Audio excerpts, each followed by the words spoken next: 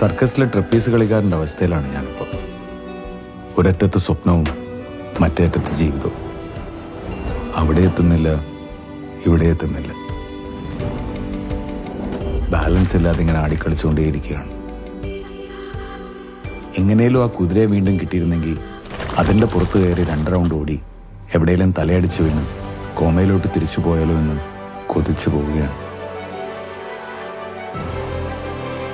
ഇതല്ല, ഇത് വെച്ച് ചെയ്യും. ഈയിടെയായിട്ട് കണ്ണാടി നോക്കുമ്പോൾ വലത്തെ ചെവിയിൽ മഞ്ഞ ചെമ്പരത്തിപ്പൂവും ഇടത്തെ ചെവിയിൽ ചുവന്ന ചെമ്പരത്തിപ്പൂവും കാണുന്നു. ഇനി വട്ടാണോ? പിടിച്ചു നിൽക്കാവുന്നത്രയും ഞാൻ പിടിച്ചു നിൽക്കാം. പറ്റുന്നില്ലെങ്കിൽ